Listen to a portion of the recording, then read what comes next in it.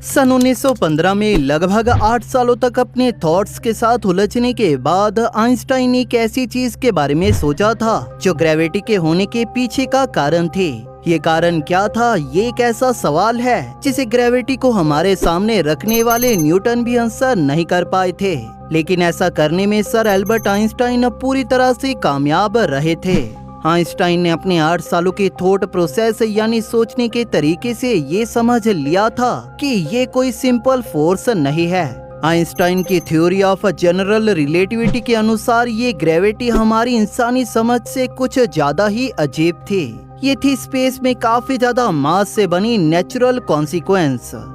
Einstein Newton की इस बात से पूरी तरह से एग्री करते थे कि स्पेस की भी अपनी डायमेंशन है, यानी इसकी भी विड्थ, लेंथ और हाइट है। स्पेस मैटर के साथ भरा भी हो सकता है या खाली भी, लेकिन जहाँ पर आइंस्टाइन और न्यूटन एग्री नहीं करते थे वो ये बात थी कि न्यूटन इस बात को नहीं मानते थे कि स्पेस इसमें मौजूद बॉडी से भी अफेक्ट होती है, लेकिन आइंस्टाइन इस बात को मानते थे। आइंस्टाइन ने हमें ये बताया था कि मास स्पेस को काफी हद तक इफेक्ट कर सकता है। ये इसे बेंड, वार्प, पुश और पुल करने के भी काबिल है, यानी कि स्पेस एक तरह के कपड़े के समान है। इस तरह से ग्रेविटी स्पेस में मास की एग्जिस्टेंस की एक नेचुरल आउटकम है। आइंस्टाइन के बाद भी ग्रेविटी के ऊपर कई थ्योरीज दी गई, लेकिन जो उनकी थ्योरीज जितनी पॉपुलर नहीं हुई। आज हम हमारी साइंस के पिछले 500 सालों के इतिहास में सबसे पावरफुल लेवल पर हैं, क्योंकि हमारे पास स्पेस को स्टडी करने के लिए पावरफुल टेलीस्कोप्स और ऑब्जर्वेटरीज के साथ ही उनके डेटा को एनालाइज करने के लिए पावरफुल कंप्यूटर्स भी हैं। इसी वजह से आज हमारा यूनिवर्स का पूरा मॉडल ही पूरी तरह से चेंज होता जा रहा है। इसी वजह से हाल ही में स्टडी की गई एक ultra diffused dwarf Galaxy AGC 114905 की रिसर्च ने ग्रेविटी से जुड़ी एक कंट्रोवर्शियल या कहे तो ज्यादा एक्यूरेट हाइपोथेसिस को रिवाइव किया है, और जिसने गैलेक्सीज के काम करने के जवाबों से ज्यादा सवालों को हमारे सामने रखा है। इस सब की शुरुआत होती है डार्क मैटर से। हाँ, वही डार्क मैटर जिसकी फॉर्मेशन न्यूटन के ग्रेविटेशन के लॉ के कुछ समय बाद हो गई थी, लेकिन इसे आज की स्टेज तक पहुंचाने या कहे तो इसकी मॉडर्न एक्सप्लेनेशन को फ्रिट्ज ज़्विकी द्वारा दिया गया था 1933 में, जब उन्होंने कोमा क्लस्टर में गैलेक्सीज के मोशन को स्टडी किया था। उनसे कुछ साल पहले एडविन हबल ने भी इसे स्टडी किया था, लेकिन फ्रिट्ज ज़्विकी ने अपनी कैलकुलेशन से पाया कि इस कोमा क्लस्टर का मास हबल की कैलकुलेशन से 500 गुना ज्यादा था। इससे ज़्विकी ने पाया कि वहाँ पर डार्क मैटर विजिबल मैटर की तुलना में कई गुना ज्यादा था। इसी के साथ उस समय दौरान ये भी पाया गया था कि कुछ गैलेक्सीज जिस रफ्तार पर घूम रही थी उस पर ग्रेविटी भी उन्हें किसी तरह से बचा नहीं सकती थी, और यहाँ पर ग्रेविटी एक ऐसी इनविजिबल अमाउंट में थी जो गैलेक्सीज को बांधे हुए थी, और ये इनविजिबल ग्रेविटी डार्क मैटर की वजह से थी। हालांकि ये डार्क मैटर भी हमें ग्रेविटी से जुड़े कई सवालों का जवाब नहीं देता।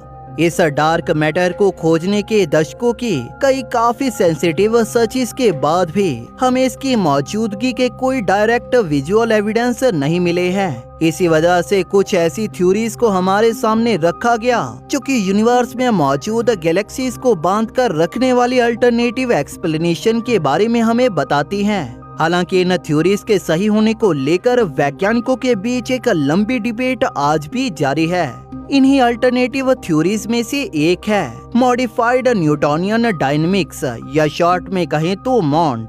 इस हाइपोथेसिस को पहली बार 1983 में फिजिसिस्ट मॉडिहाई मिलग्राम द्वारा पब्लिश किया गया था। इस हाइपोथेसिस ने हमें ये बताया था कि हमें हमारे यूनिवर्स में ग्रेविटी के गैप को फिल करने के लिए डार्क मैटर की जरूरत ही नहीं है। अगर हम न्यूटोनियन लॉ से अलग तरह से किसी अदर गैलेक्टिक रीजन में सितारों द्वारा एक्सपीरियंस की जा रही ग्रेविटेशनल फोर्स को कैलकुलेट करें तो ये यूनिवर्स में ग्रेविटी के उस गैप को फिल कर सकती है।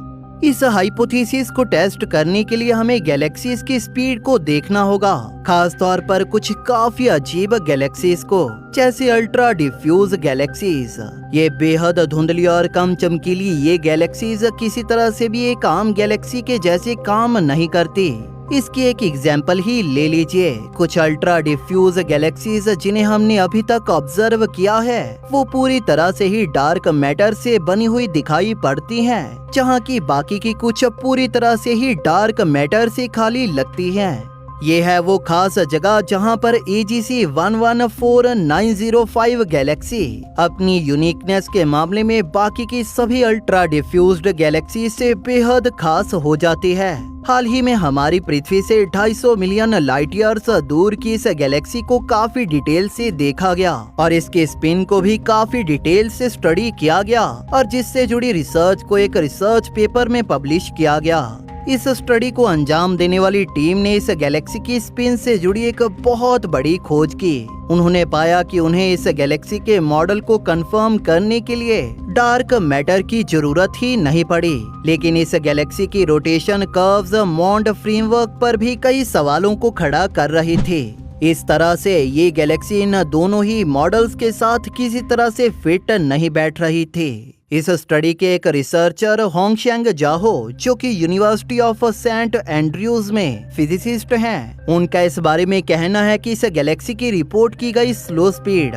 मॉन्ड और डार्क मैटर की स्टैंडर्ड अप्रोच दोनों के साथ ही इनकंसिस्टेंट है, लेकिन इसे मॉन्ड्स के जरिए कुछ खास कंडीशंस के साथ एक्सप्लेन किया जा सकता है। इस नई रिसर्च में रिसर्चर्स ने पाया कि यहाँ पर प्रॉब्लम इस मॉन्ड्स के साथ नहीं बल्कि इस गैलेक्सी की इंक्लिनेशन के साथ है। जब हम अंतरिक्ष में बहुत दूर की गैलेक्सीज को देखते हैं तब हमारे लिए ये पता करना काफी मुश्किल हो जाता है कि हम उसे किस एंगल से देख रहे हैं। अगर हम उसे उसके फेस की तरफ से देखें तो ये हमें ये सोचने पे मजबूर कर देगा कि ये गैलेक्सी एक्सट्रीमली स्लो स्पीड्स पर घूम रही है और जिसके कारण हम उसकी इंक्लिनेशन के एंगल को गलत मेजर करेंगे। इस गैलेक्सी AGC 114905 को खोजने वाली टीम ने पाया था कि ये एक इलिप्टिकल गैलेक्सी लग रही है और शायद जिसे हम एक एंगल से देख रहे हैं। लेकिन अब सिमुलेशंस की मदद से रिसर्चर्स ने ये सुजेस्ट किया है कि अगर हम हमारी तरफ फेस करने वाली गैलेक्सीज की तरफ सीधा देखें तो भी ये हमें इलिप्टिकल दिखाई पड़ सकती हैं। इसी के साथ ही इनका हमसे एंगल भी इनकी रोटेशन की स्पीड को फास्ट कर सकता है, जो कि मॉन्ड्स मॉडल के लिए सफिशिएंटली फास्ट होगा।